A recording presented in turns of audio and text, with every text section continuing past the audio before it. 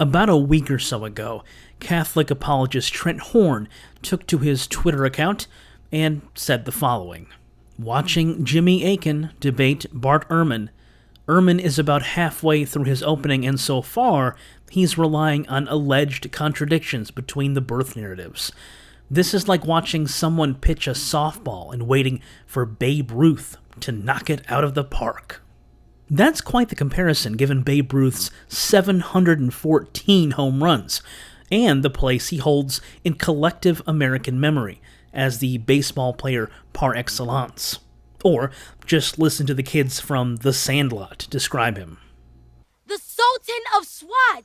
The King of Crash! The Colossus of Clout! The Colossus of Clout! Babe Ruth! The Great Bambino! The debate to which Horn was referring was one hosted by the apologetic organization Catholic Answers. It was held on March 24th in San Diego, California, and featured the distinguished historian and biblical scholar Bart Ehrman and the cowboy hat-wearing Catholic apologist Jimmy Akin. The topic of the debate was, are the Gospels historically unreliable?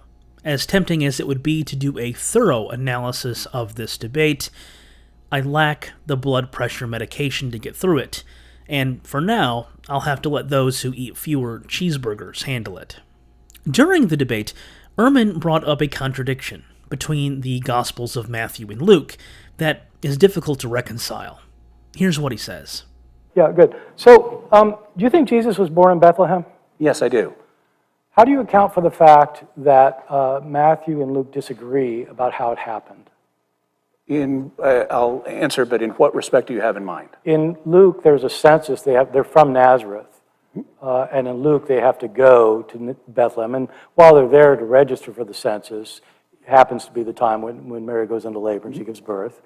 In Matthew... Well, let's stop there. I'll answer that one, then you hit me with your next one. Well, no, this is the same question. I'm showing the contradiction between the two. No, I meant... Oh, okay, yeah. Okay, go ahead. Yeah. So that's not a contradiction. That's a selection difference. Oh, no, I haven't given the contradiction yet. Then you have added. Yeah. No, that's not. There's no contradiction there. That's just Luke's account, right? Yeah. I mean, they go for a census and she gives birth there. Whereas in Matthew, they're in Bethlehem and they flee to Egypt. But when they come back from Egypt, they want to go back to Judea, but they can't. That shows that their home is in Judea, and so they relocated to Nazareth. So in one of them, they're from Nazareth, and in the other, they're from Bethlehem. So how do you... Here is Akin's response. I think that my own view is that they had homes in more than one place, that Joseph was originally from Bethlehem, so he had property there, and he moved to Nazareth for work, and he had property there. To quote from my son's favorite book at the moment, The Pigeon Has to Go to School, was a what? Ehrman seems to be a bit perplexed by this, as indicated by his follow-up to this statement. Here's some more of that exchange. Historically, you think that he had two homes? Yeah. At least I think he was part owner of the family estate in Bethlehem. So you think they've got sizable income? Well, I think that they were economically deprived enough he had to leave Bethlehem for work. But he's maintaining a home in both places. That's an interesting idea. I hadn't thought of that. I mean, it's a little bit, we know a lot about Judaism in the first century, and I'm trying to think if we know of anybody from the lower classes who has two homes in two different locations. I don't think I know of that as a phenomenon.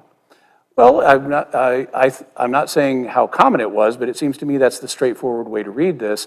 And I don't suspect that Joseph had palatial estates because they were from the lower class, as you say. So if that's, he may have just been part owner of the family estate in Bethlehem. Part owner of a family estate. Oh, interesting. So, to respond to this argument, the idea that Joseph had two homes, either owning both of them outright or co-owning one in Bethlehem, Ehrman subtly attacks it on the level of the extant historical data we have on first-century Palestine, and the socioeconomic status that is implied by Joseph being a tekton, a term sometimes rendered in English translations as carpenter, but likely referred to what we would call a construction worker.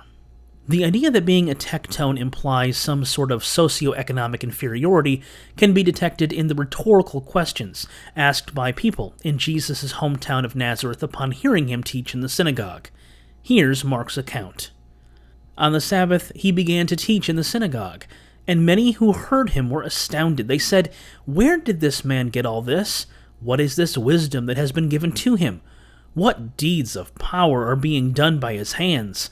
Is not this the carpenter, the son of Mary, and brother of James, and Joseph, and Judas, and Simon, and are not his sisters here with us?" And they took offense at him. Here, Jesus is referred to as a tectone, a construction worker, in a series of rhetorical questions that express the astonishment at his teaching ability. Chris Keith writes that Mark portrays Jesus as a powerful teacher whose contemporaries did not expect him to be a synagogue teacher because he was a member of the manual labor class. Keith notes that it wasn't simply that Jesus taught. There was nothing to prevent him from doing that. Rather, it was that Jesus, as a construction laborer, taught in the synagogue, as one who was, in Keith's words, a scribal literate Torah authority. As additional evidence of this often disparaging view of a tectone, Adela Yarbrough Collins writes in her commentary on Mark, "Criticism of social background was a standard mode of invective in antiquity." As an example of this, she notes that some ancient sources claimed that the father of the ancient playwright Sophocles was said to be a manual laborer. However, the compiler of the life of Sophocles denied such charges. Sophocles was an Athenian by birth. He was the son of Sophilus, who was not a carpenter, tectone, in spite of what Aristoxenus tells us, nor a bronzesmith, nor a sword-maker by trade, in spite of what Eister tells us. As it happened, his father owned slaves, who were bronzesmiths and carpenters. For it is not likely that a man descended from a tradesman would be considered worthy of a generalship along with Pericles and Thucydides, who were the most important men in the city. Indeed, if his father had been a tradesman, he would not have got off without abuse from the comic poets, who did not even keep their hands off Pericles. Given the apparent lack of social currency afforded manual laborers in antiquity, referring to Jesus as a tectone can reasonably be read as a reference to his comparatively diminutive social status, especially in comparison with the scribal elites. But simply because Joseph was a tectone and Jesus followed in his footsteps doesn't mean that they were poor, so why should we think that they likely were? John Meyer, in the first volume of his important series, A Marginal Jew, Rethinking the Historical Jesus, cautions that we should not infer from Jesus' status as a tectone that he was in abject poverty. Instead, as a tectone, he would have been somewhere north of the grinding, degrading poverty of the day laborer or the rural slave.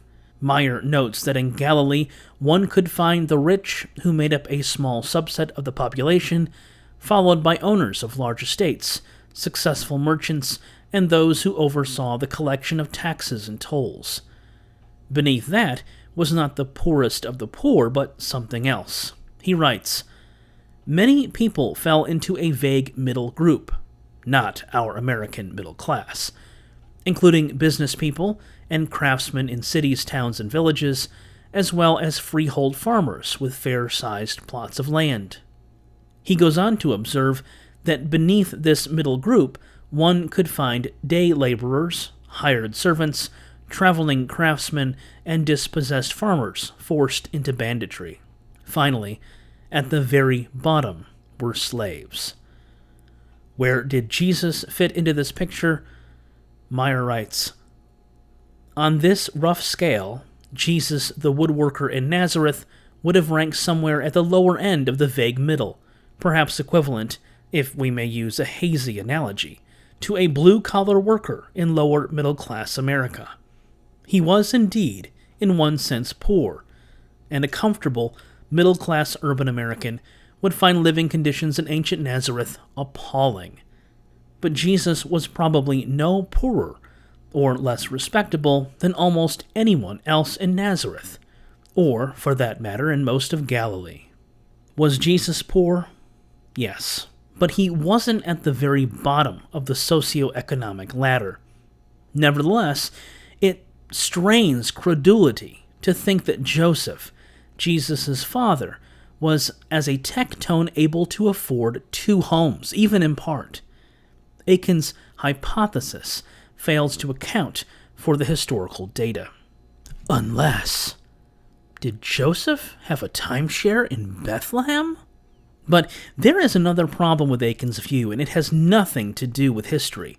Rather, it's a problem in a detail provided to us by the Gospel of Luke. According to chapter 2, verse 7, when Mary gives birth to Jesus, she places him in a manger, because, Luke reports, there was no place for them in the inn. The word rendered inn is the Greek word kataluma. The English noun inn often conjures up images of a formal lodging, complete with an innkeeper. There are good reasons for thinking that Kataluma doesn't refer to an inn in that sense here, not the least of which is that in Luke chapter 10, verses 34 and 35, the evangelist tells the story of the Good Samaritan, who takes in the wounded man and brings him to an inn, and later pays the innkeeper money to take care of him. There, Luke doesn't use Kataluma, but pandakion, and the innkeeper is a pandakius. If you read the scholarly literature, you'll find no shortage of ways Kataluma is interpreted. John Nolland thinks that it refers to an overcrowded Palestinian peasant home, a single-roomed home with an animal stall under the same roof. Joel Green reasons similarly, rendering Kataluma as guest room, and writing that what is envisioned here is that Mary and Joseph would have been the guests of family or friends, but their home would have been so overcrowded that the baby was placed in a feeding trough. Joseph Fitzmyer contends that Kataluma should be understood as a public caravansary or khan, where groups of travelers would spend the night under one roof. In a paper published in the journal New Testament Studies, Stephen Carlson thinks it refers to a cramped marital chamber attached to his father's or other relative's village house. The late Roman Catholic scholar Raymond Brown surveyed different ways the term has been understood and concluded that because Luke has not given sufficient information to make a firm determination, that rendering Kataluma as lodging was the best way to preserve the ambiguity of the original. If there is any kind of consensus on the matter, it is expressed in Luke Timothy Johnson's commentary, when he writes that whether Kataluma refers to a space in a home, as in Nolland and Green, or something like a khan, as in Fitzmyer, the transient condition of the parents is clear. Michael Wolter writes similarly in his commentary on the passage, the meaning of Kataluma is unclear only if one merely asks about the reference. If, by contrast, one asks about the functional meaning of this term in the present context, in light of its usual contextual usage, then a clear answer emerges. Time and again, Kataluma designates a place where one stays temporarily. That is, when one is on a journey and not at home. Kataluma is a term used to describe a temporary lodging, not a home. In fact, had Luke wanted to tell us he was attempting to stay at a house that he owned, he could have simply used the Greek word oikia, like Matthew does to describe it in Matthew chapter 2, verse 11, or the related term oikos.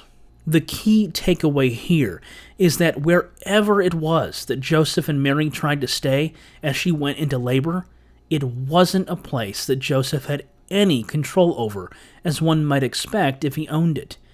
Their home was in Nazareth, not Bethlehem, at least as far as the Gospel of Luke is concerned. This stands in contrast with Matthew's presentation because there it's very obvious that, at least at first, their home is Bethlehem, not Nazareth. When Joseph decides he can't return to Judea on account of Archelaus, Matthew writes in Matthew chapter 2, verse 23, that he instead made his home in a town called Nazareth. The Greek text reads, Elthon katokesin eis palin legamanein Nazareth. The verb katokesin, from katoikeo, suggests that Nazareth is a place they've never dwelled in before. A similar construction can be found in Matthew chapter 4, verse 13, where we read that Jesus left Nazareth and Elthon katokesin eis Capharnaum, made his home in Capernaum. Jesus had spent his whole life in Nazareth, only to now go to a new city, Capernaum, a place he had not dwelled in before. Jimmy Akin's suggestion that Joseph owned two homes simply doesn't work.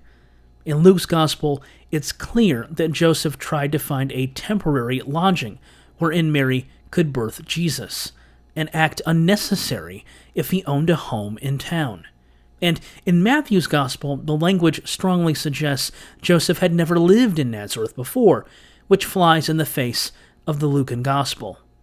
The contradiction remains. Trent Horn's comparison of Jimmy Akin to Babe Ruth is apt, but not in the sense Horn was thinking. While it's true that Ruth hit 714 home runs over the course of his 2-decade career, he also struck out over 1,300 times. In other words, he was almost twice as likely to strike out as he was to hit a home run. Maybe Horn would prefer a different comparison, one between Akin and the titular character of the poem Casey at the Bat, because on that day in San Diego, Mighty Jimmy did strike out.